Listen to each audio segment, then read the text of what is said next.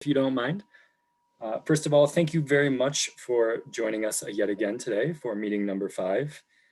This is the Charter Review Committee if you are joining us for the first time.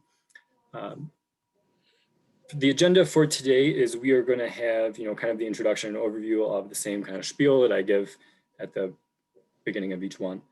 And then we're going to hear presentations by actually quite a few folks today. So we're going to kick it off with the Center for Election Science and Chris Rowley and Aaron Hamlin from that group. And then we're going to hear presentations by Benjamin Singer and Marty Jo Murray from St. Louis, Missouri. If you recall, St. Louis recently adopted approval voting. And then we're going to hear some final thoughts from Blake Huber right here in Denver. Then we'll have some question and answer, we'll have a discussion period, and then we'll actually kick this over to Grace Ramirez and Celia from my office who head up the communications and engagement team, and they're going to give you a brief update as to what they're planning and how they are going to move this forward with engaging the community as we kind of wrap up this meeting process. And then we'll discuss the next meeting as well. So some of the meeting mechanics, which are the same as always, but we have moved all of the committee members and the speakers into a special room in Zoom.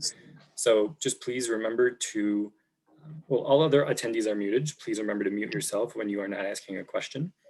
As always, these are recorded and posted to our website so that if someone can't make the meeting right now and they want to refer to it later, they can see that recording. All comments emailed to charterclerk@denvergov.org will be collected by our staff and sent off to the committee members.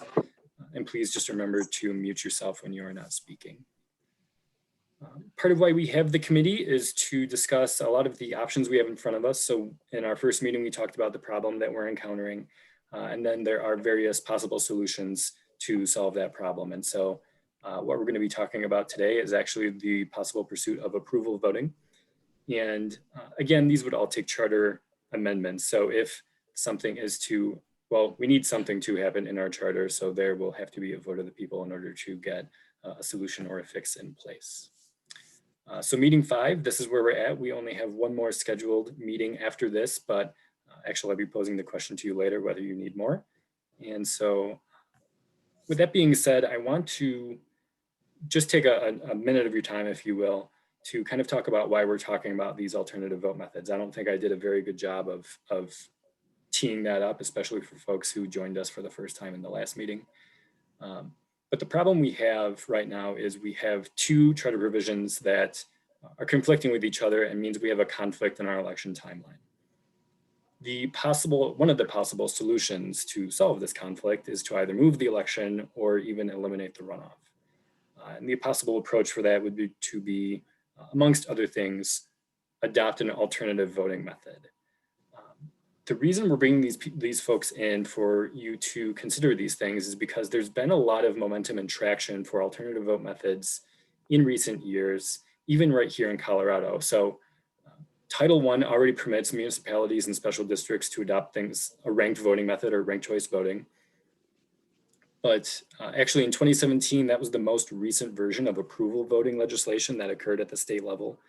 There have been even more bills before that. In 2018, just for you all to know, there was an RCV initiative filed with City Council and the City Attorney's Office right here in Denver for a charter amendment to do that, but it was just never circulated. In 2019, the approval voting party actually became a minor political party here in the state of Colorado, and they now have a little over 3,500 registered voters.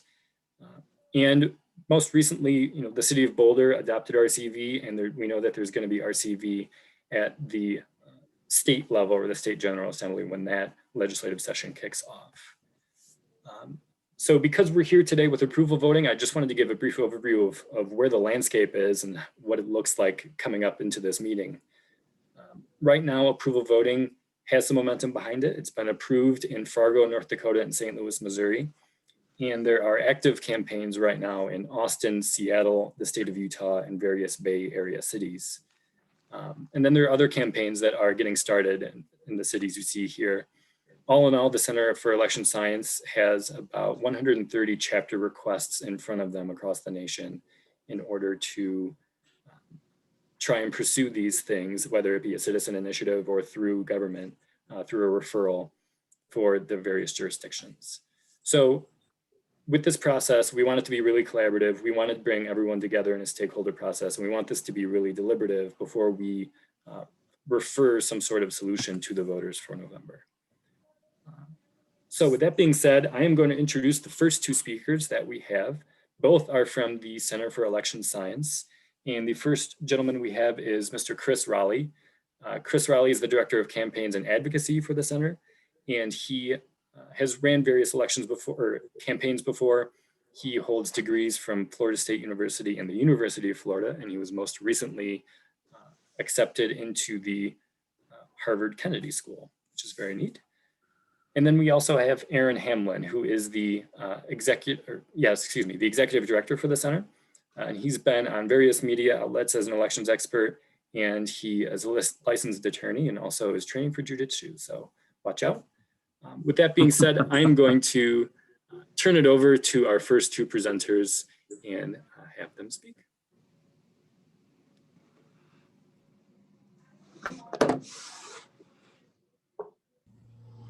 I guess that's my cue, Dan. All right. Yes, it is. Sorry about that. No, hi, everyone. I want to first thank the committee, Clerk Lopez, Dan, Andy, everyone who has been a part of this process. It's very inspiring to see a city like Denver want to be forward thinking and being on the cutting edge. So give me 1 second and let me get my screen shared with you all.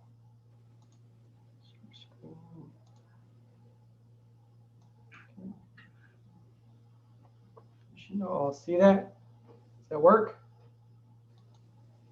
Wonderful. Yep. As I mentioned, I am the Director of Campaigns and Advocacy, and I am joined today with Aaron, our Executive Director. As the Director of Campaigns and Advocacy, like Dan mentioned, my job is to help activists throughout the country empower their communities with approval voting. So today we're going to talk about approval voting, which I'm sure is something that is maybe new to a lot of you, but hopefully by the end of the day, you'll agree with me and believe that this is a great way to empower the voters in Denver. So who are we? What is the Center for Election Science? So our name comes from the organization was originally started to agnostically research and review all the voting methods out there. And after years of research, after years of study, we landed on approval voting because we felt it was the quickest, simplest, and most impactful way for us to make a change to our system, a system that quite desperately needs changing throughout the country. So today we're going to go over three things. We're going to keep it nice and simple for you all. What are the basics of approval voting? How can it work in Denver? And why make the change in the first place? So hopefully this answers the bulk of your questions. And by the end, you are just left cheering, and it's an easy decision for you all. So start with the basics, which is always a great place to start. Now I have just a very short video with you. I've practiced this many times, so I hope this will work. But if not, you just let me know. What is approval voting? Simply put, it's a better way. What is approval voting? Simply put, it's a better way to run an election. Let's take a trip to Plantsville. It's election time, and Mayor Blueberry is campaigning hard for a second term in office. She won the last election with 65% against her opponent, Mr. Squash, and she still enjoys strong support. Once again, Mr. Squash is quick to challenge Ms. Blueberry, but this time they're joined by a third challenger, Mr. Peach, who shares similar views with Mayor Blueberry. Mr. Peach sweet talks almost half of Blueberry's supporters into switching their vote to him, while Mr. Squash holds the same 35% he had last time. The votes are counted, and what's this? Mr. Squash wins? Blueberry and Peach have split the fruit vote. How did this happen? Peach's supporters also like Blueberry, but couldn't say so on their ballots. A simple solution is to change the ballot from vote for one to vote for one or more, allowing everyone to state all the candidates they support. This is called approval voting.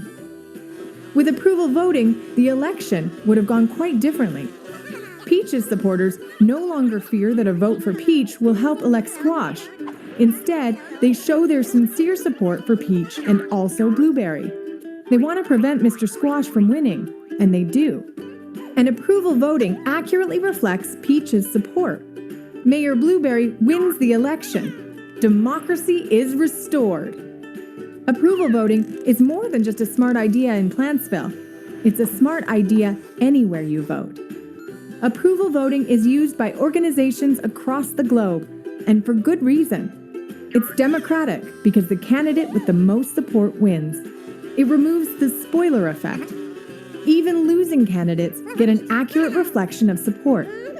And voting your favorite never hurts you. Start the conversation on approval voting and share this video. Okay, yeah, stop it right there. You guys don't have to share the video. To sum it all up and to give the briefest pitch of approval voting of all time, you vote for all you approve of, most votes wins. It's as easy as that. It's easy to understand, it's easier to do. It's quick, it's simple, and one thing they don't talk about in the video is in a lot of cases, it can be free, a totally free improvement, and we'll talk about that in a little bit. And there are multiple positive impacts that approval voting can have in the community. So, like the video said, it's not just a good idea for Plantsville, it works in the real world. In 2018, Fargo, North Dakota was the first city in the United States to adopt approval voting for their future elections. One of those future elections has happened. In fact, it is the first approval voting election for office in American history. It happened in Fargo in June of last year. You can see the results on the right. They elected 2 city commissioners this year, or last year.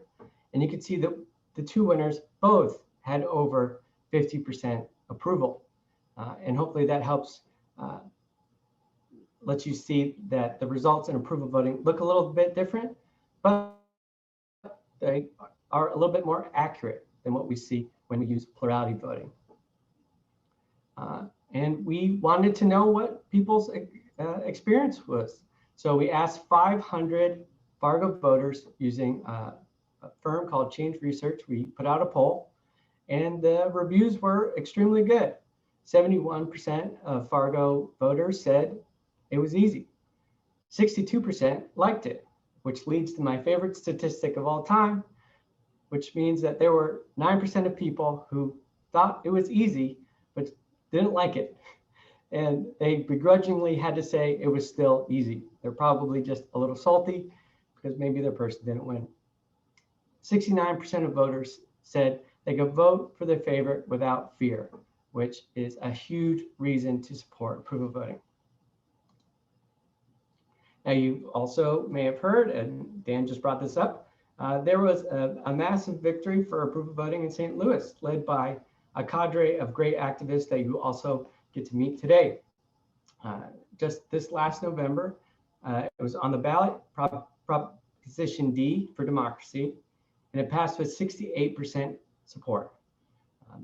Anyone who knows anything about St. Louis knows that it's hard to get 68% of folks to agree on anything there, just like it is anywhere else in the country. But look at the broad coalition the activists on this campaign brought to bear. It brought in multiple elected officials, good governance groups like the League of Women Voters and Represent.us, their local chapter, as well as both major newspapers and social justice organizations and labor, as well as their new Congresswoman, Cori Bush.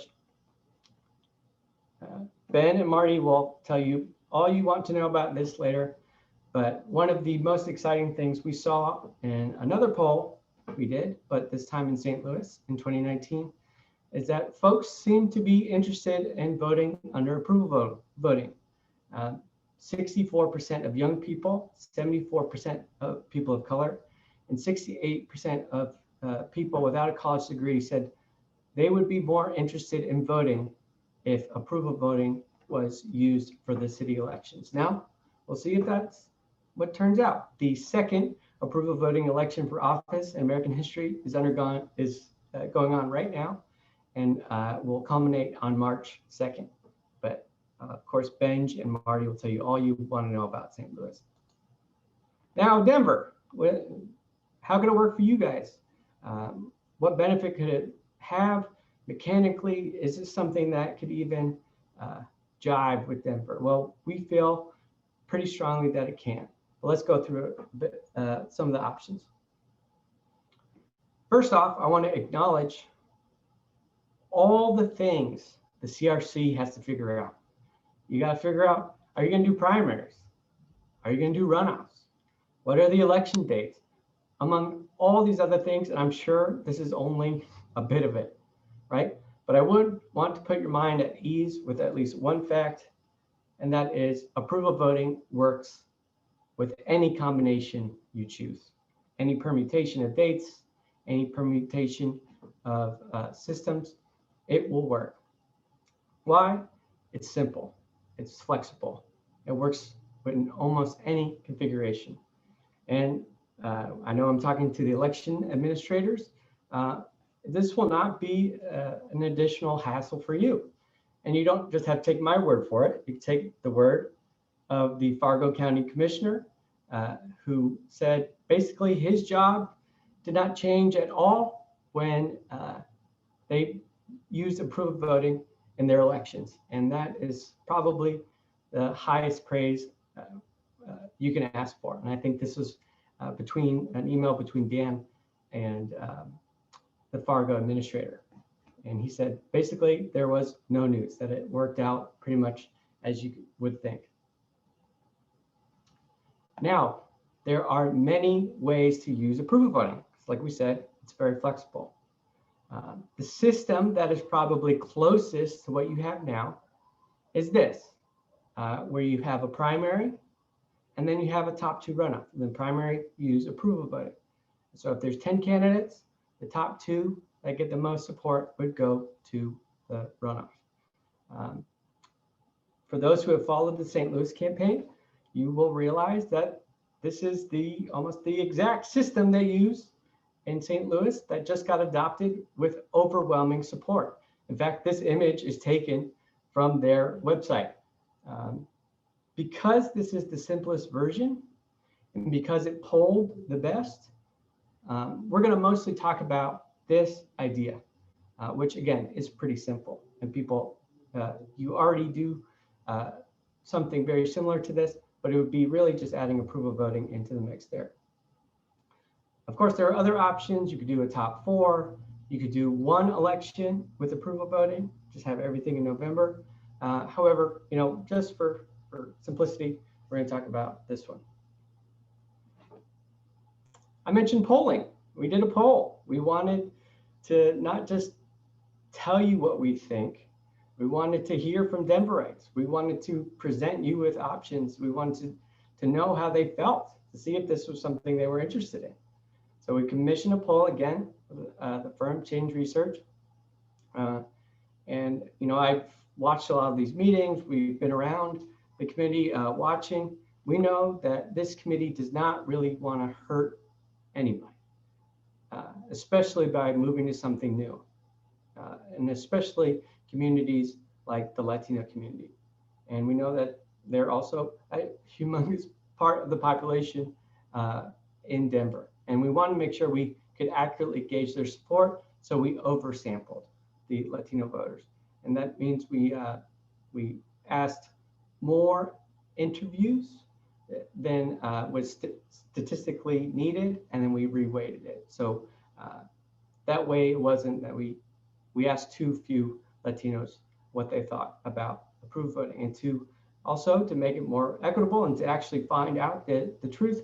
We invested the extra resources and made it available in Spanish and English, and we used translators. So real translators that we invested in. And what was on the poll? We asked people their awareness for different methods, and potential ballot measures, whether they would support them.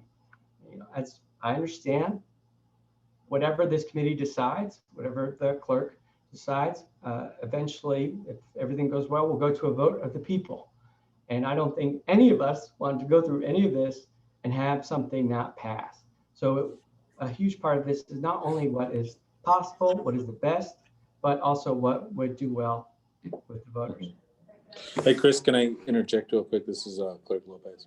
Yeah, Yeah, I just want to make sure folks understand that it would be a recommendation to me from the CRC. But in terms of process, any kind of decisions in terms of what we want to, where we want to go towards, ends up with City Council, and City Council will either approve or reject, both in a vote of the chambers, or in this case, it would be referring it to the ballot. So ultimately, that's kind of the path that would have to take place, right? So the recommendation, you know, the conversation with myself and my staff in the elections division with council, and I think then it becomes part of the council process. So I think that's something that we want to make sure it's clear in how this proceeds. thank you. But thank you. For clarifying that and for adding that. Right, there are multiple ways, as the clerk said, and a large part of this obviously is in his court, which is why this is such a good opportunity for everyone to hear about approval voting. But again, you know, it's at the end of the day, it's really important to know how the community feels. So first off, let's dig in just a little bit to what people, the awareness around different methods. So the main column I want you to look at is the one on the far right, labeled total, right? It is a compilation of the folks that have heard a lot or a decent amount about approval voting, which is in green, and ranked choice voting, which is in pink. If the approval voting number is surprising, I just, again, want to take this time to say, you know, we're here today because of the decades of activism by local folks who have been pounding the pavement about approval voting and trying to get awareness out there for a long time. If the ranked choice voting number also seems a little surprising, you know I've worked on campaigns. I know in political circles, largely ranked choice voting is the only thing that is talked about. I understand that. I'll admit that. However, hopefully this shows all on this committee and also people watching at home that there's a lot of education that needs to be done regardless of the method. Both methods start with less than 50% support. So if this was something Denver decided to do, this is definitely something that would take education, it would take resources, but we are not starting from absolute zero, which is really good. So I mentioned polling about this specific idea, and we asked, again, for reference, we explained what approval voting was. We asked, we gave definitions of what this meant, approval voting with the top two primary, or top two runoff, excuse me. And this is the folks who would support that today. The number one thing I want you to look at is the column on the left, all voters. All voters, you start today with 41% support. That's without, you know, like I said, the community needs education, yet still look, you know, you're already have almost 2-to-1 support for this type of idea, versus, you know, support versus opposition. And I've singled out two subgroups here because you know, we've heard the committee talk about these groups a lot. I want to make sure that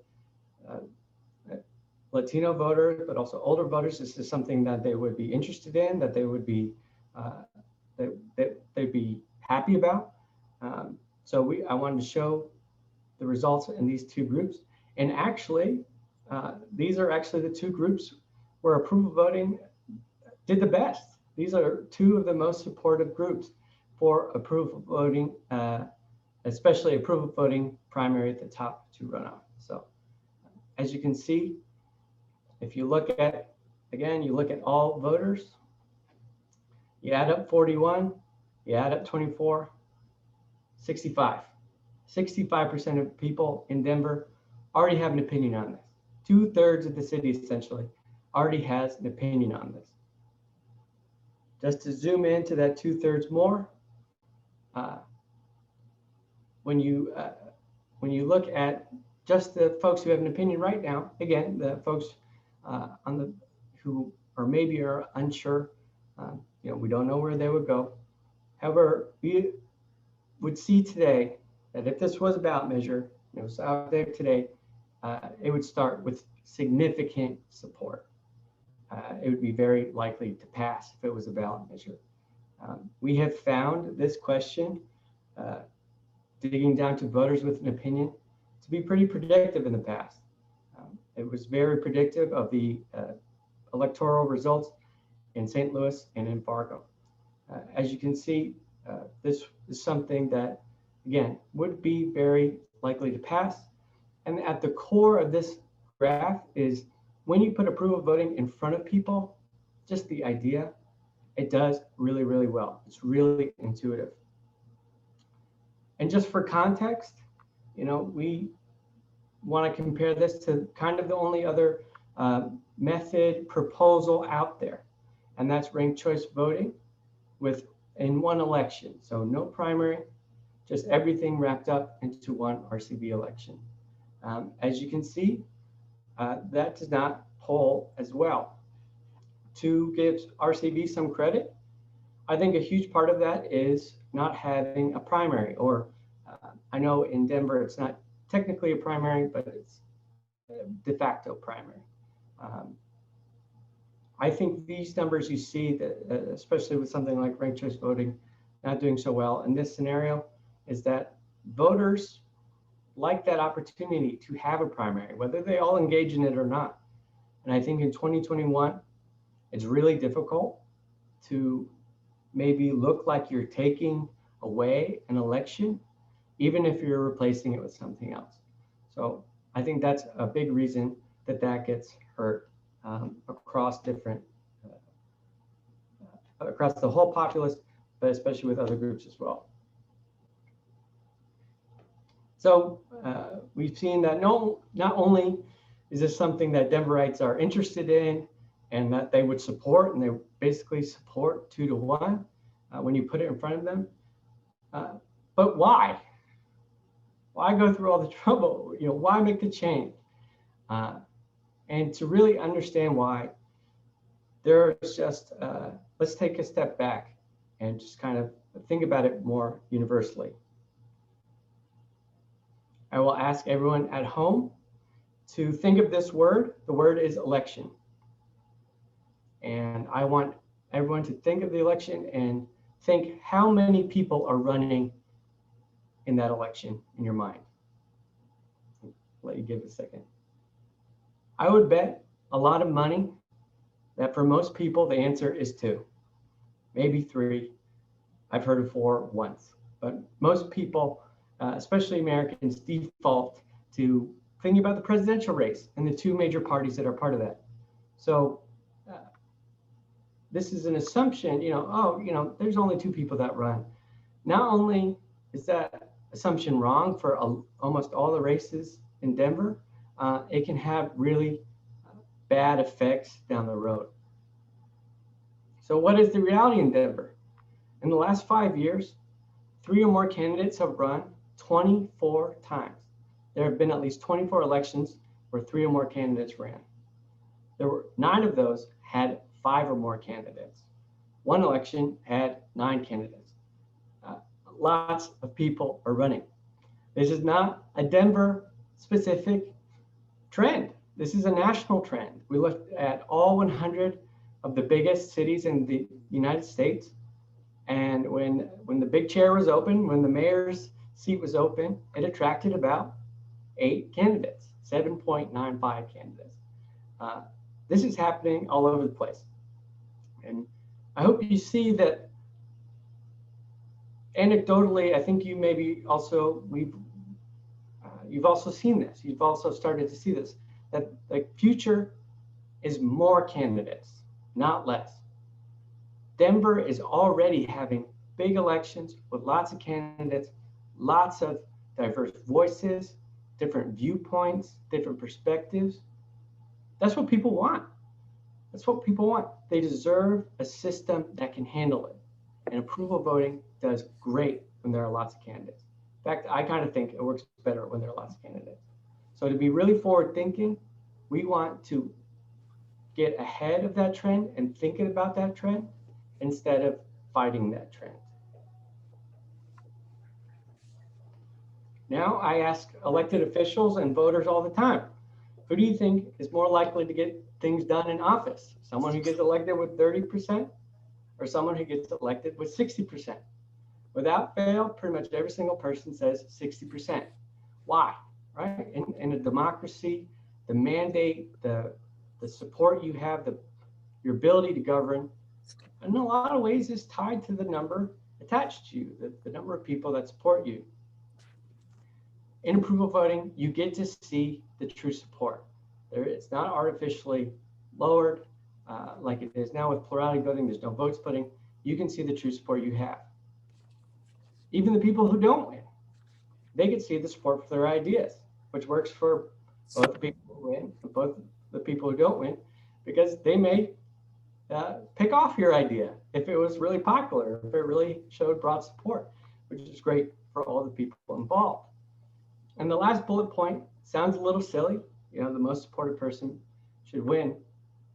The reality is, we know that that's maybe not in Denver, but it happens in the country all the time, where either something fluky happens and people all the time do not win or do not move on that have the most support, either by vote splitting or some other issue. And that really erodes faith in democracy. When you vote, and the person with the most support does not win, it erodes democracy.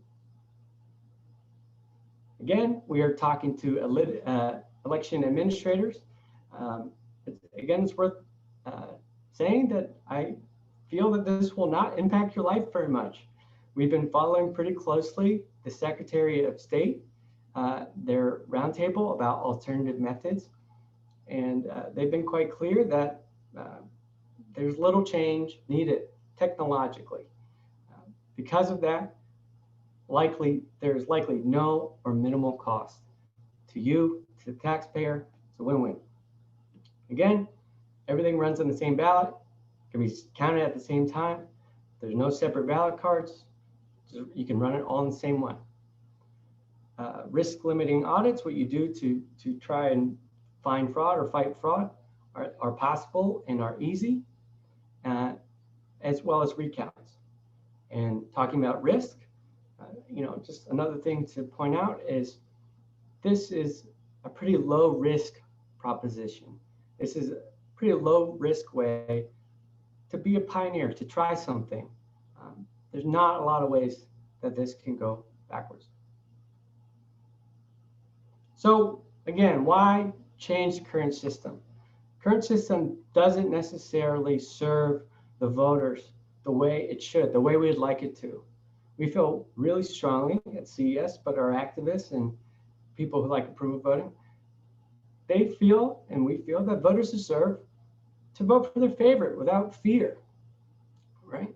You should be able to vote for your favorite without worrying that it's going to hurt you down the road, which happens all the time. People spend a lot of their time thinking about whether they're going to split their vote almost as much as how they're going to vote their conscience. I say, let's let the voters vote for their favorite in peace. The second is votes are speech, a type of speech we limit, in a pretty significant way. There's, in 2021, there is no practical reason to limit this type of speech, which is their vote and their ballot. We say all the time, your vote is your voice, except on a ballot with plurality, you only get to say one thing. Again, sometimes it's hard to know if people who make it to the final rounds or people who win primaries or people who get to the, or who end up in government are the ones that we all wanted, that the community wanted. We can put that doubt to rest forever with something like approval voting. And finally, the voters deserve something that doesn't sacrifice other priorities, that doesn't cost a lot of money, that is not mentally taxing, that is not financially taxing. They deserve better elections, and honestly, they should not have to sacrifice too much for that. That is something they deserve, and approval voting meets all of these challenges. Again, the voter is not the only one not served by a plurality system. The community is not served. The community deserves an end to vote splitting. It causes untold, ugly conflict between voters, between candidates, and between communities. It is totally avoidable. It's totally unnecessary. And we can put it largely to end forever with approval voting. There's a spectrum of opinions within all communities.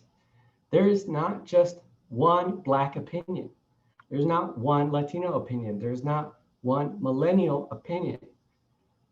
Let's hear them all out. Let's let them run. Let's let them have their voice, and let's see, and let's decide as a community what ideas we want to lift up.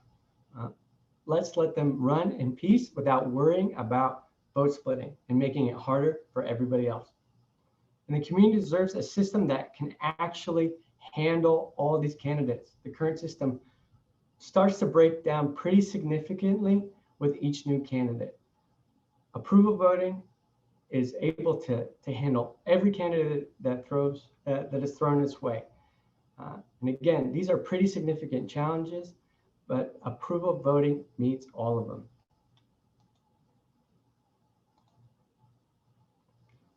I know, I've done this for a long time, that as much as I have these points, as much as I can show you data and opinions, there's a mental barrier between being able to open yourself up and go all in on something like approval voting. So before I end, I want to acknowledge that barrier and the assumptions that prop it up. It's really an issue of supply and demand, right? We treat votes as a scarce resource, like oil. What happens when something's scarce? You fight for it pretty significantly. What if it was a little bit different? What if it was not just such a finite resource we fought over so viciously? When votes are scarce, there's a limited supply. There's only as many votes that will be in that election. Campaigns, whether they like it or not, I've worked on a lot of campaigns, have to write off whole swaths of voters, whether they want to or not. But the reality is, in the current system, because votes are scarce, when someone decides that they're for another candidate or they're likely to be for another candidate, it's difficult to invest the resources to flip that person.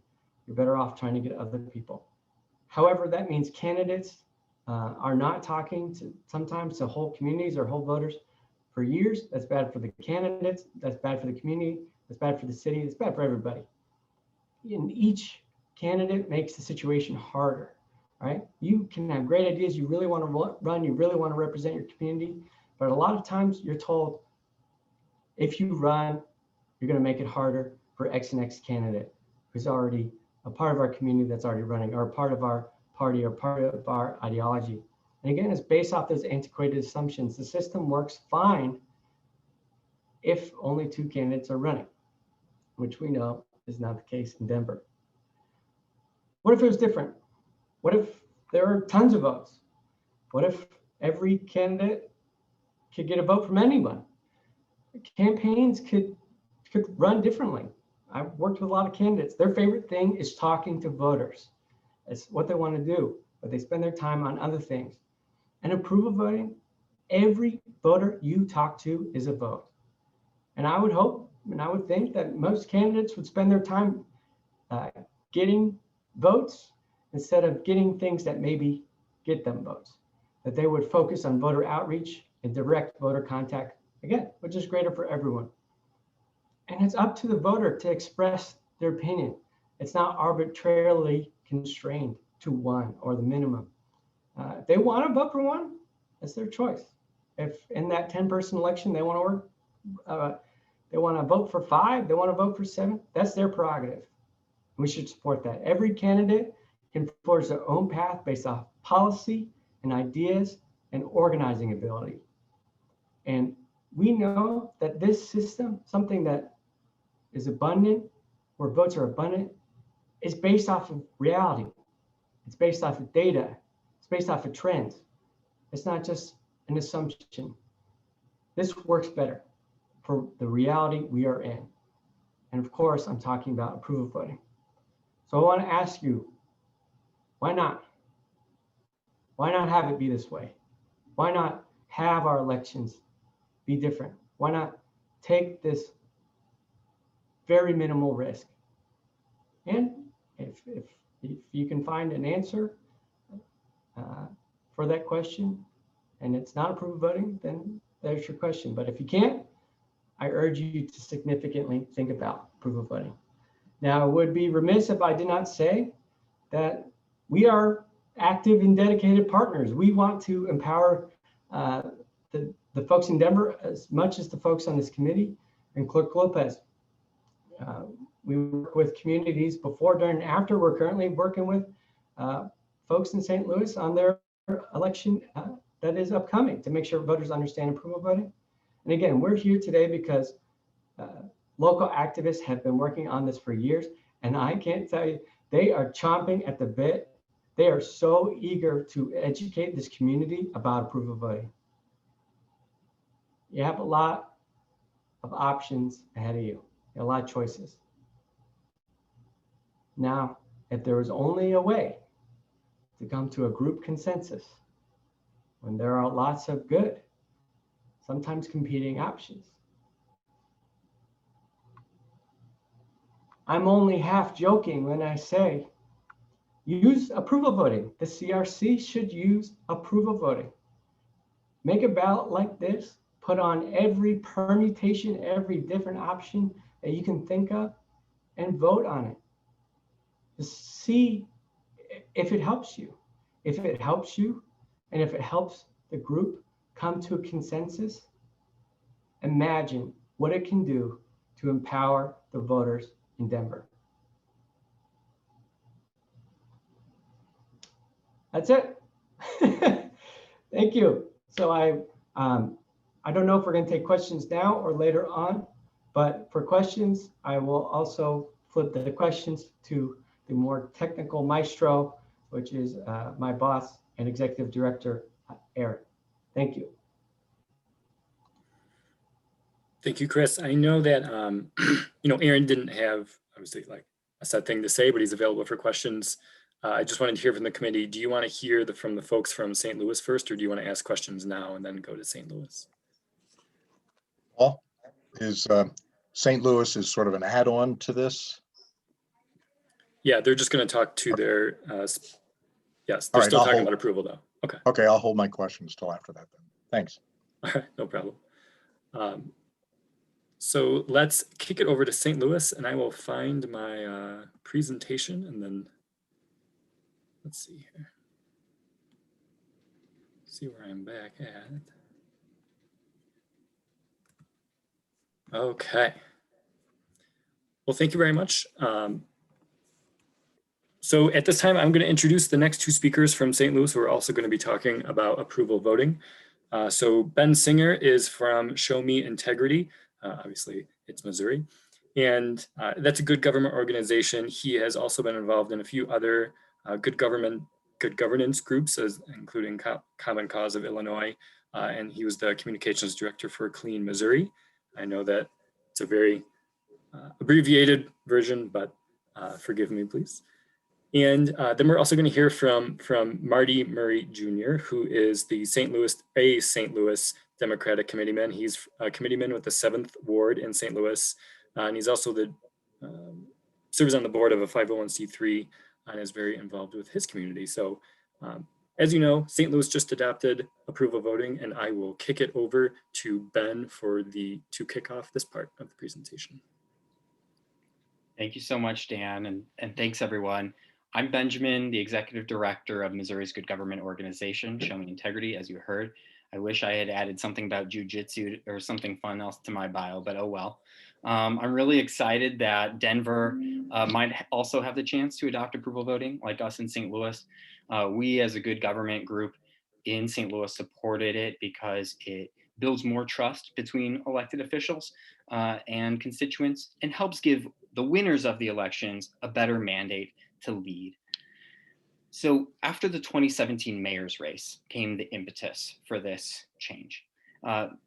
Frankly, many voters of color, many Black voters specifically in St. Louis, were very disappointed by the race, and you'll hear more about what happened later. So several volunteers launched a grassroots movement to reform the city elections. Now, originally it was going to be a campaign for ranked choice voting, since that's what most people had heard of, or more people had heard of. But then we vetted the proposal with local election administrators, elected officials, organizers, and many national experts, including the Ranked Choice Voting Resource Center, Fair Vote, and the Center for Election Science. And ultimately, we decided to switch from ranked choice voting to approval voting. Now, why did we do that? There are 4 basic reasons. One was on policy. Approval voting, we felt, would offer a truer reflection of the electorate and therefore better representation of the community. When we pulled the policy near the beginning of the campaign, the proposal for approval voting was especially popular among voters of color. Also on the policy, ranked choice voting, based on the algorithm and how it works, didn't seem like it would be as appropriate or solve some of the vote splitting issues when you have 3 or more candidates running in an election, which in St. Louis, we often did have 3 or more viable candidates running. So approval voting seemed to make more sense for that, and therefore gives more people a chance to run as well. When it comes to politics, some people thought approval voting would be easier for voters to understand than ranked choice voting. So that was one small piece as well. And then when it came to practicality and price, this was a huge differentiator. Our local election administrators in St. Louis, as well as national organizations like the Ranked Choice Voting Resource Center, helped us realize that ranked choice voting was going to be a big pain to administer and cost potentially millions of dollars to implement, whereas approval voting would be easy and free to implement. Ultimately, personally, I think that both ranked choice voting and approval voting are improvements over the outdated model of plurality choose one elections. But when we had to pick between ranked choice voting and approval voting was, for us, the clearly superior choice on almost every count: policy, politics, price, and practicality. So ultimately, we went with the policy that became Proposition D for Democracy, which, as you heard, passed with nearly 70% of voter support. It received endorsements from a lot of elected officials across the spectrum of the Democratic Party, since St. Louis is, a predominantly Democratic city, from Congresswoman Cori Bush to citywide officials like Michael Butler and Tashara Jones, and state representatives like Rasheen Aldridge Jr. and Steve Butts, and of course, Democratic Party, elected Democratic Party officials like Marty, who you'll hear from shortly. And those elected officials, like Marty and the ones I named, not only endorsed, but they volunteered a lot. They spoke to the media, they spoke at events, they recorded videos. The campaign was also endorsed by grassroots organizations like the League of Women Voters, who were an early partner, the Service Employees International Union, SEIU, the Organization for Black Struggle, Action St. Louis, Represent Us, Our Revolution, Young Democrats, we could go on and on. It had really widespread community support. To start wrapping up, I should mention that once we decided to pursue approval voting, the Center for Election Science folks were fantastic partners to help us educate the public and implement Proposition D. It was really great to both independently decide that we felt approval voting was the best policy, but also have folks like Center for Election Science be able to help educate the public and get it implemented. So if you all go that route and choose approval voting as the best policy like we did, then knowing the team at CES, I believe they'll be a great partner for you as well. And no, they did not ask me to say that. We just really loved working with them. So as we look to the future of St. Louis's elections, you know, like Chris was mentioning, you could have a lot of different kind of context. You could have partisan or nonpartisan, you could have a runoff or all in one. Frankly, for us, as we look to the future, the most important piece that we want to make sure continues is approval voting. To us, that's just the key to having good elections. It really boils down to this, and I'll let Marty talk. It boils down to the fact that elected officials need to have a mandate to lead if they want to get things done for their community, whether that's in St. Louis or Denver or anywhere. So approval voting can help ensure that winners of elections have a strong mandate to lead and have the trust and support of their voters. So if you pass approval voting, I believe that you, like us in St. Louis, will find yourselves on the right side of history. So thank you, and I'll yield my time to Marty.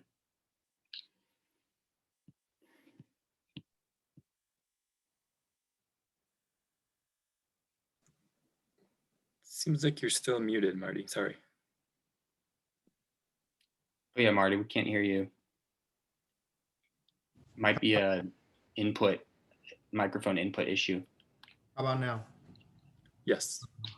And just to kind of go along with what Benjamin was saying, I don't have any skills, marketable skills like jujitsu, but my only skill I'd say is tying bow ties. So we'll just kind of go with that. But good afternoon, everybody. My name is Marty Joe Murray. I'm the 7th Ward committeeman, Democratic committeeman here in the city of St. Louis. And I'd like to start off by just thanking Show Me Integrity, the Center for Election Science, Clerk Lopez, as well as the Charter Review Committee for giving us the opportunity today to testify on behalf of better democracy. So before approval voting was being championed here in the city, I was approached about an alternative method to voting within our own state Democratic Party. In a measure, it ultimately failed, but the desire to have a voting structure that was more inclusive, that still remained. So, fast forward a little bit beyond that point, and I know Mr. Singer, he mentioned a little bit earlier about the 2017 mayor's race. So to provide a little bit of context or background, here in the city of St. Louis, the demographics are such that it's about half and half, like 50% white, 50% black. So it's a common tool for candidates to introduce a stalking horse into those races to better their chances. So whereas a candidate's sole purpose is just to bleed into the support of a particular candidate, similar to the video that was shown earlier with, I don't know if it was Mr. or Mrs. Blueberry and Apple. That's something that we actually saw play out directly in that mayor's race, where you have 4 prominent black candidates, and then they all remained in the race, and all of the prominent white candidates got behind one candidate, which led to that candidate, the white candidate winning with 30%, literally 30% of the votes that was cast in that election. And being that St. Louis as a city is 90% Democratic, winning a primary is essentially assurance to winning the actual general election. I believe the circumstances kind of illuminating the impact of those stalking horses led to the solid base of support that Benjamin spoke about when we look at the support for an alternative method to that voting. Now, the initial push, as he was saying, was the ranked choice voting. Our archaic systems here in the city of St. Louis prevented ranked choice voting. And being that it was cost prohibited, approval voting soon became the alternative. Now, in my mind, the most significant difference that I will probably point out between the two methods is that approval voting really accommodates for the average or the universally accepted candidate. I know ranked choice voting oftentimes projects that, but I don't know that that's the case. Because if you look at voters, they're diverse. Typically you have voters that are very passionate around the issues that matter the most to them. And when we look at ranked choice voting, the way candidates are ranked can differ greatly based on a voter's background. So, when you look at approval voting, the candidates that offer a less radical platform, or maybe one that just addresses a broader range of solutions, they will have a better chance under the approval voting system. Where, in ranked choice voting, that message might be drowned out with the other system. Anyone can turn on the TV, open up your phone. You can see right there, you can see the rate at which our country's politics is becoming more and more polarized, right? So we really need to champion voting methods that encourage candidates that are more consistency builders and are more substance based. And I think approval voting helps bridge that gap. Now, in addition to approval voting, eliminating the potential for those talking horses, I also saw that it encourages diversity among candidates, because even taking the example that we saw back in the 2017 mayor's race, sure, we had 4 to 5 Black candidates, but those African-American candidates all have a perspective from a policy perspective that's vastly different, right? While, somebody's race or socioeconomic background is the foundation, where they fall on that political to liberal perspective can vary greatly. You don't want to give voters, approval voting really accommodates and gives voters the options without fear of eliminating the candidates that understand their foundational lived experience. So as a committee man, my role is really created around encouraging that voter turnout. That is literally why I got elected, is to turn out votes for my party. And I saw that approval voting could be a good vehicle to drive some of that voter engagement, because in order for a candidate to win, right, you no longer can rely on negative attack ads, stalking horses, or any other political stagecraft to help you win an election. You actually have to have a message that resonates with the voters, and it actually encourages them to want to come out and cast a ballot for you. So we get to see that play out here in the next couple of months. So I'm really excited to see how that turns out. And when it came down to my personal opinion, like me endorsing the measure, I was extremely conflicted, right? Because, as I said it earlier, our city is 90% Democratic. Our party literally carries a ballot in every election going back decades. So why would I, as a Democrat, why would I support a measure that will call for a nonpartisan election? While philosophically that can be a little bit mentally challenging, practically I had to realize that our ideologies would still remain. So long as our platform reflected the needs of our community, we could never lose. So, I really was just kind of going with my gut in terms of what I thought would be best for the overall community here in the city of St. Louis. And the other impetus that was to me supporting it was that I really truly care deeply about history and my place within it, right? You heard all of the different names that Benjamin kind of threw out. And as we look at this new, and it was very diverse. So as we look at this newer generation, right, that's coming after the millennials, they really don't care for arbitrary constructs that limit the community input. And my generation is probably one of the last generation that has ties to growing up before we were in the digital age and being forced to embrace this new age. Whereas Xennials and the Generation Alpha have only known instantaneous progress. So, if you look at any protest for civil rights, human rights, earth rights, they're usually people that are younger than I that are on those front lines. So I really just sat down to myself and said, which side of history did I truly want to fall on? And I decided that, I would rather be some footnote 100 years from now that lists the brave, elected officials in the city of St. Louis who decided to alter our city's charter in a way that hadn't been done since the turn of the century. So, having that opportunity to have that chance at progress for our city, it was like a no-brainer decision for me. So, I would really like to encourage the committee, as you all kind of mull over these different options or recommendations, to rebuke any thoughts of, well, if it's not broke, don't fix it. Because when I look at, being from the Midwest, originally from Chicago, here in St. Louis now, when I look at Denver, I see you all as being one of the more progressive and developing cities here in our country. In many places around the nation, they kind of look to you all as being the place to see what's trending or where the nation is headed. So I would just hope that you all kind of keep that in mind. And with that, I would just like to thank you all for the time again. And I would like to yield the remainder of my time for any questions that the committee might have for Benjamin or I. I just wanted to thank you for, this is Clerk Lopez. I just wanted to thank you for participating, and thank you for your service out there.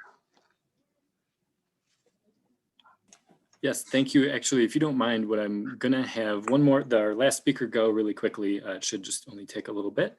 But Blake Huber, I hope I'm saying that right, is from Denver. And I believe if I have this right, you started the approval voting party here in Colorado. I was one of the folks that started, yes, but that's Okay. not what I'm going to talk about. So Okay. the reason I wanted to speak, and I could talk about approval voting for hours, but I guarantee you I won't. I've limited myself for 2 minutes because I'm so passionate about this. I would run over very easily. So somebody time me and let me know when 2 minutes is up. Very good. Thank you, Marty. So I don't know jujitsu, but this is going to be my jujitsu type of presentation. First of all, I want to thank everybody here. I want to thank Dan and Andy for actually doing this and making it happen. I want to thank the committee for your patience and listening to all of us talk about this thing that feel so important and feel it's so important to us. And I want to thank Clerk Lopez for actually inviting us to begin with.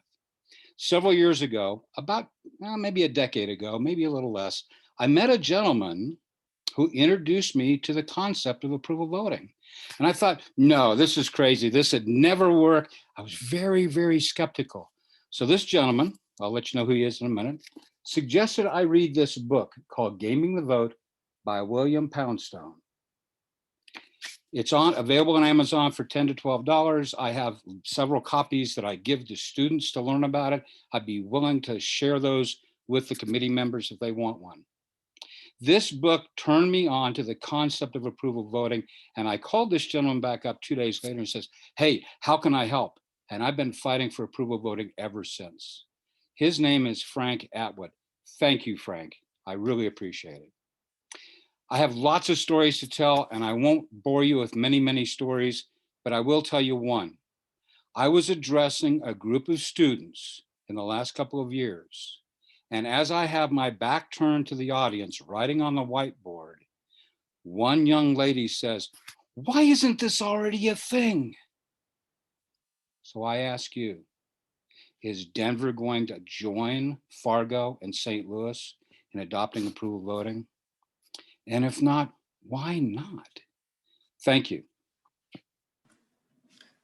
Well, thank you, Blake. And I'm happy to announce you have about 10 seconds left. So good job at 1 minute and 50 seconds. With that, I want to thank all of our speakers here today. And I am going to open it up now to questions from our committee members. Dan, I have my hand up Yes. for the last 15 minutes. Can I go first? Yeah, absolutely. Sorry about that. Thank you. And the reason for that is I am actually hosting a Zoom meeting and I'll have to leave before the top of the hour. So I'll have to leave ahead of time. Just a couple of observations. And at the end of the presentation, why not? I don't think why not is a good question to ask it because it reminds me of Donald Trump when he was trying to cozy up to voters of color when he said, why not vote for me? What the hell do you have to lose? And I think we found out. So I don't think why not is a good question. Why is the question?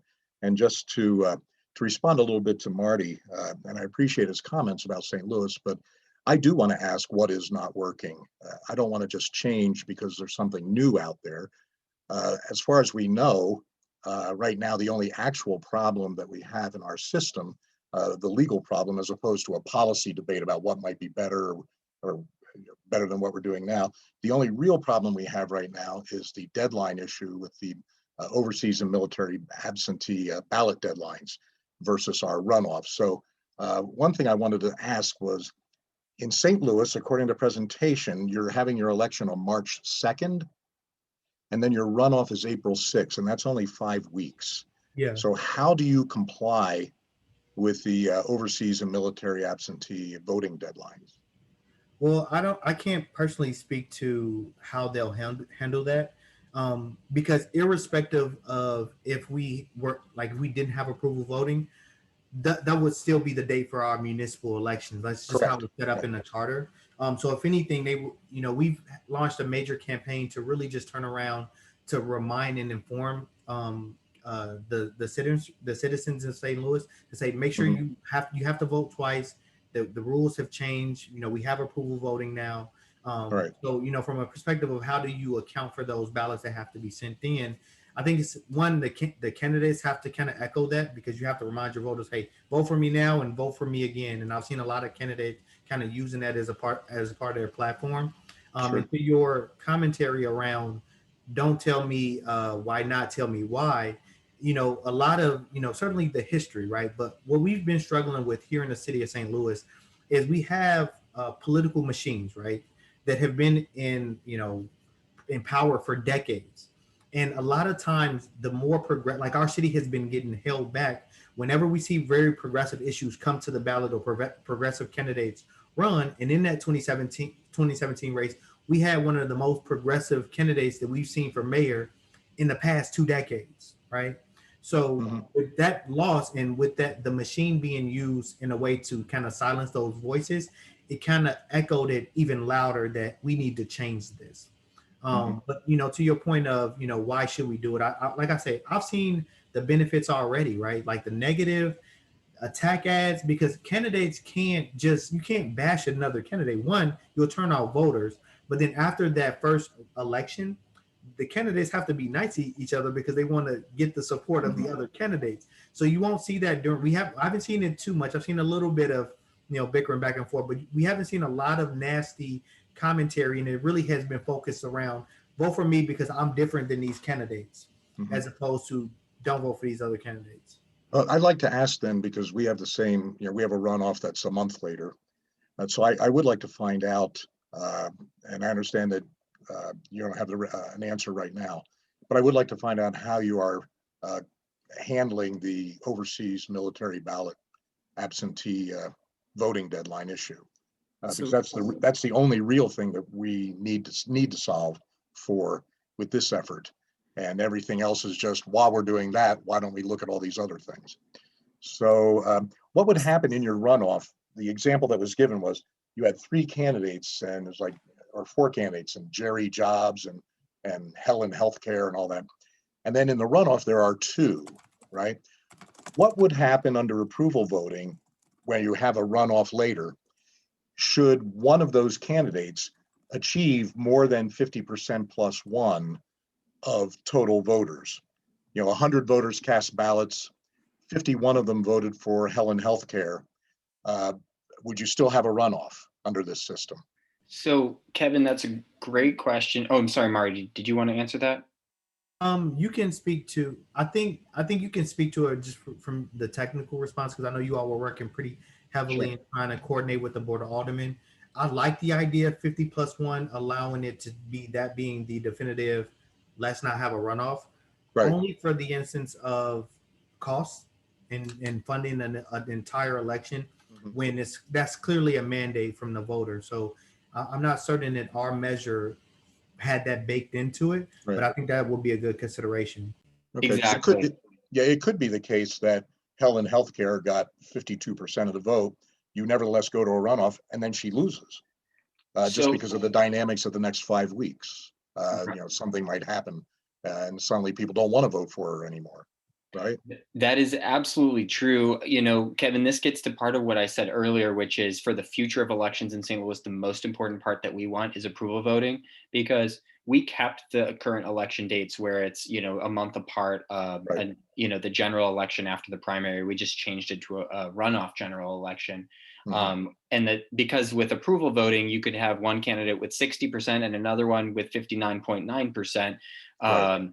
You can have multiple with a majority. So we just said the top 2 go to a runoff. But I think what we Okay. will find in St. Louis after some election cycles is that generally whoever performs the best in the primary is also going to end up being the winner in the general. The nice thing about approval voting is you actually could, in theory, get rid of the 2 elections and move to 1 if you really Mhm. wanted to, and Right. because it avoids a lot of the vote splitting issues of the current choose one method, and also, frankly, even of ranked choice voting. Approval voting gives you the clearest picture of the electorate, even just from 1 election. So that is something you could go. I would say no matter what you do, though, I mean, from our perspective, approval voting is just the key piece of the whole puzzle.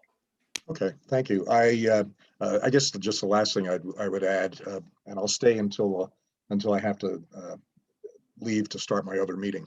But in Denver, I wanted to point out that squash would not have won in Denver because we don't have plurality voting. We haven't used plurality voting in more than 100 years, other than at large for council. So when you said that both ranked choice and approval voting are improvements over plurality, I would agree. But we don't do that. We're not changing from a plurality system like the state of Maine did when they went to ranked choice. We already have a system that produces a true majority winner.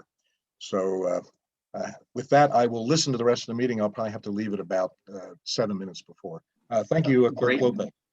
Grace private messaged me. I'm sorry, I didn't answer the main question you asked, Andy, which was the why. If things don't seem broken, why fix it? What I will say is in St. Louis, you know, the major elections that had, like Marty said, stalking horse candidates were decades apart, even though in between there were various elections that had some of the vote splitting or other issues that were just more under the radar.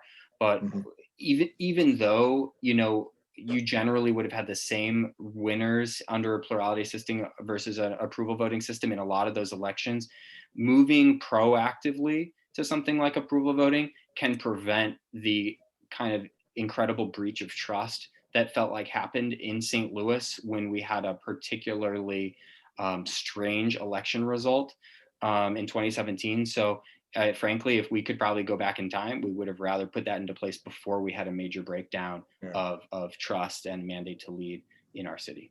Okay. Oh, I do have actually one other request. I saw the synopsis of the poll and the methods and everything. Would you be willing to send us the actual poll with the crosstabs and everything else? And then my other data request is send me some clips or some background on this 2017 election. I'd like to hear more about it. I'm a retired journalist, so I'd love to hear that. And Thank you. Councilman, I think I can take a stab at attempting to answer your question about why St. Louis doesn't have the same problem. No, as I see that. Thank you. Oh yeah. So our problem is actually kind of unique a little bit because, you know, the military and overseas, the federal act generally governs elections for federal office. What Right. we've done is we have our state law that it's copied federal law. And then Right. our charter provision tells us to follow the state election law. So we've kind of had this trickle down effect that Right. impacts us, and it might just not impact St. Louis in the same way. I see. Okay, I recall that discussion. Thank you. No problem. Just checking, Stephanie, did that answer your question that you posted in chat, or would you like additional follow-up on the context of the change in voting model post the 2017 election? No, it was answered. Thank you. Could I ask a question? Yes, Professor Cummings. Thanks. So I'm impressed by these arguments for approval voting. I just think of one problem compared to ranked choice voting. Under approval voting, if I understand it correctly, when I am voting my approval of, let's say, 3 out of 8 candidates, I'm not allowed to show that of those 3, I prefer one to the other to the other. I have to kind of falsely, it's kind of like false equivalence in a way. I approve of them, but I have no opportunity to say that I approve of one more than the other. Whereas under ranked choice voting, I can say, this is my first, this is my second, this is my third. So those of you that support approval voting, could you just address this problem? I see it as a bit of a problem, at least potentially, that I don't get to say which is my favorite, which is my second, which is my third. I just have to say, well, I just approve these 3, period.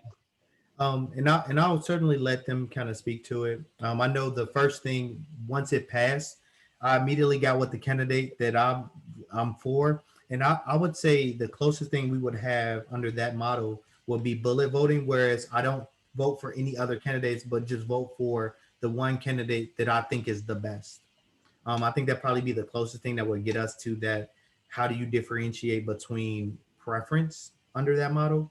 But I'll certainly let Benjamin or Chris kind of speak to how do we address that with approval voting. Yeah, Michael, we actively considered that exact same question while figuring out what the best policy would be with policy experts, election administrators, and community leaders.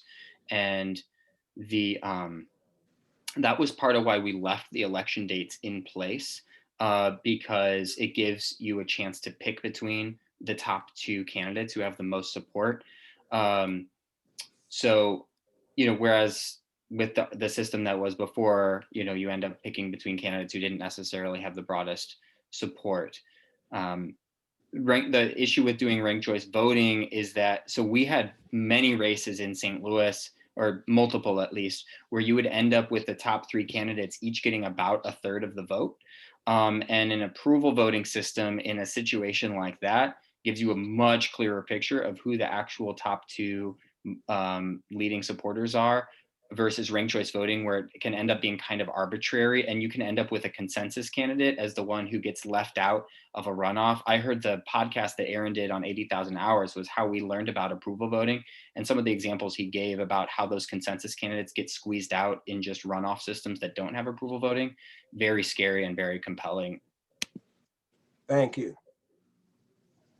Yeah, I can maybe add a little bit more. So I think one of the fundamental questions here is the voting method doing a good job in measuring support for all the candidates? So when you're looking at the totals, is the total support for all the candidates accurate, given the inputs from every individual voter? And fortunately, that's an empirical question, and we've tested that explicitly. We did that as recent, so we did that in the 2016 election, we did that in the 2020 election, and we also did it in the primaries for the Democratic primary. And what we did there is we asked respondents how they would vote under different voting methods. And then in addition to that, we had control measures where we could say, okay, well, how accurate are these voting methods getting to the true support in actuality? And approval voting did an excellent job mirroring the control measure support. So when we asked people just to give an honest assessment of each individual candidate, approval voting did a good job of mirroring that. Instant runoff voting actually did not do a very good job of that. And the reason for that is because, one, when you have ranking information, there's no clear threshold for when you approve of a candidate or when you don't approve of a candidate, or you don't approve of a candidate. And that's just something that's inherent with an ordinal type measurement. The other issue is that the ranked choice voting method, it ignores a lot of ballot data. So when you look at candidates who are make it into later rounds, if candidates that support those candidates have later choice preferences, those later choice preferences never even are acknowledged in the whole counting process because those candidates have already been eliminated. And then another issue is that because of this kind of arbitrary elimination process, you can have candidates who have a lot of support, but they can split first choice preferences, which can artificially knock them out earlier in the race.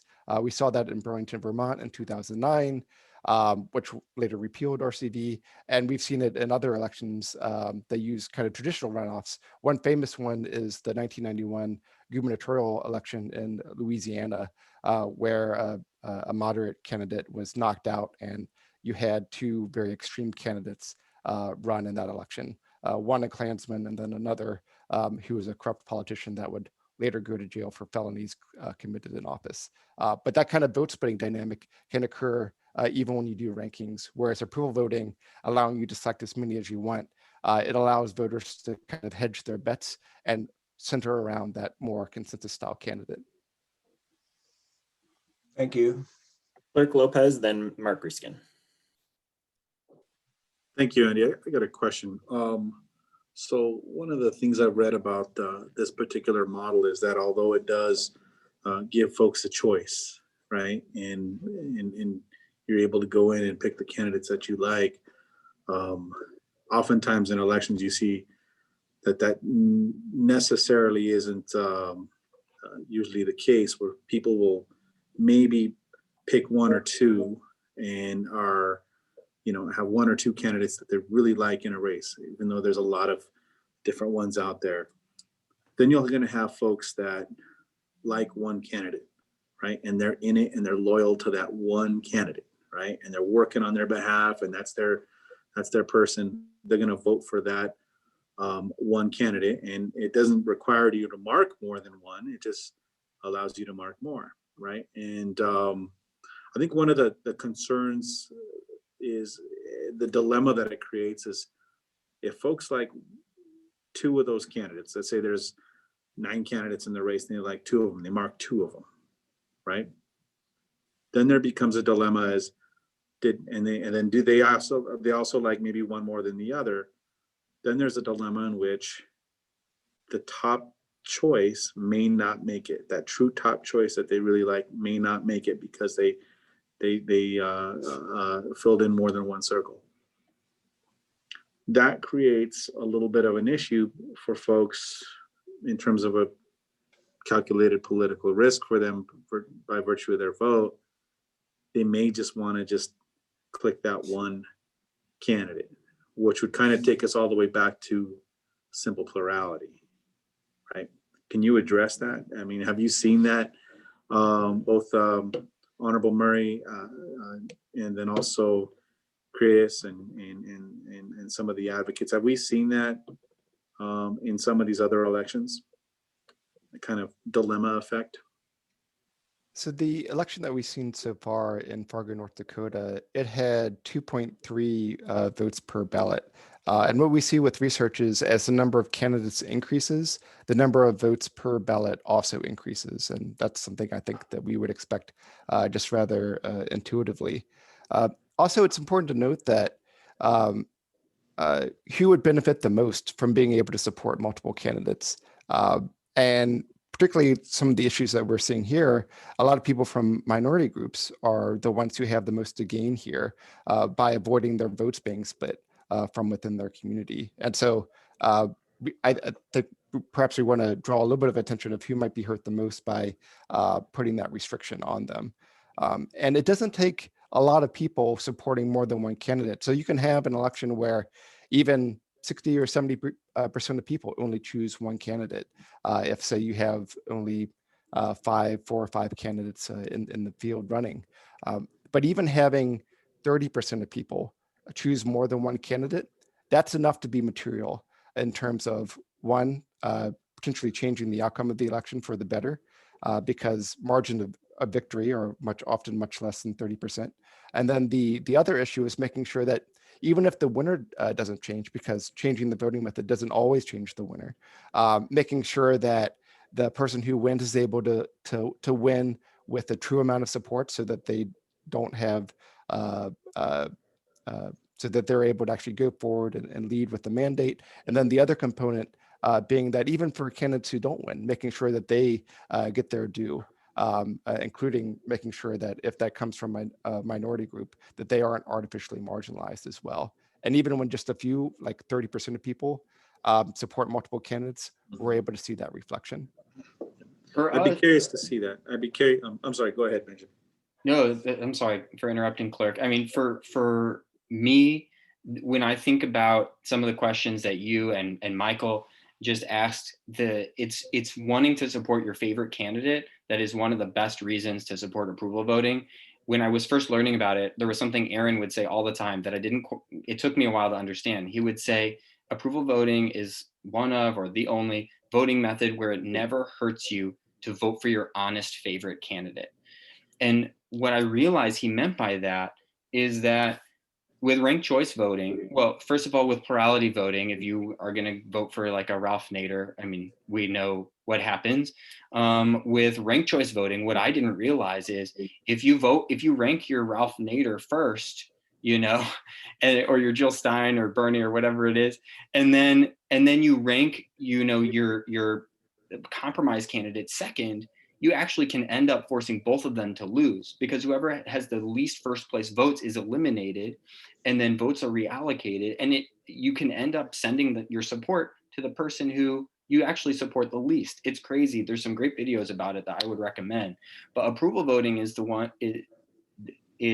one where by voting for your favorite candidate, you're always giving them a better chance to win because they're your favorite. It doesn't hurt your favorite candidate to vote for them.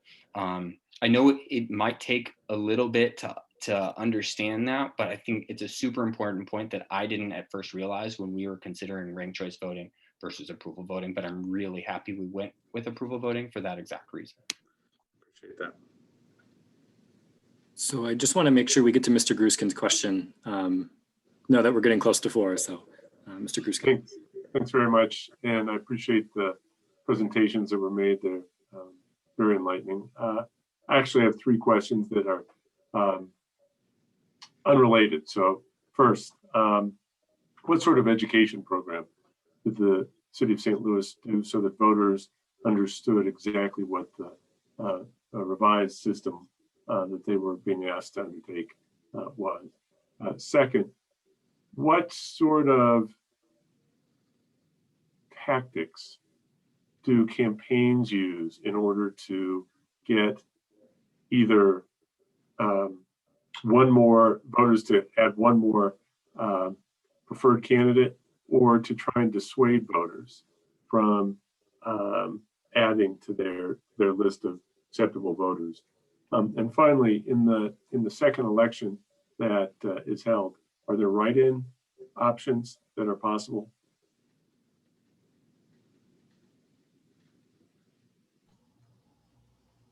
I will answer just very briefly the tactics question. I'll let the St. Louis folks talk about that. Every voting method has tactics, every one. There's no way of getting around it. I personally believe that's part of the voter's expression, right? The voter should be able to maximize their impact any way they see fit. To answer Clerk Lopez's question a little bit, it's still a vote. It's still a vote. It still has the weight, the full weight and power of a vote. But at the end of the day, we should give that power to the voter.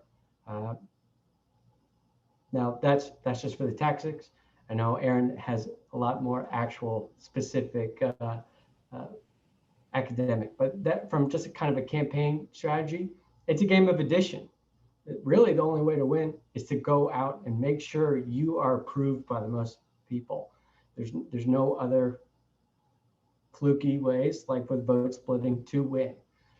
So for the ballot, there's tactics, but there's tactics for every method. But at the end of the day, if there's tactics, the only thing that should matter is that at least people should be able to vote for their favorite, and it never hurts them. Yeah, and then Benjamin put some information as far as like how they approach informing the voters in the chat. But the only thing I'll just add to that is when you look at the diversity of the individuals and organizations that were championing this initiative, it was kind of across the political spectrum, because it was less about candidates or ideology and just more about how do we make sure voters are heard. Everybody was kind of championing that through the entire campaign as far as the supporters.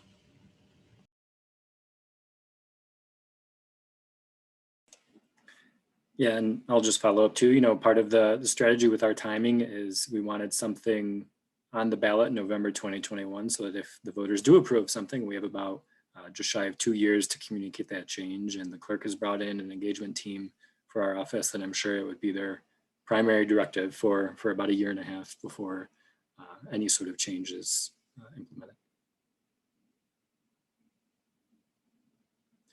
With that being said, Mr. Gruskin, did you get all of your questions answered, or okay? Just wanted to make sure. So what we can do is we'll follow up if committee members have questions in writing, and we can just coordinate everything, make sure everyone gets a response.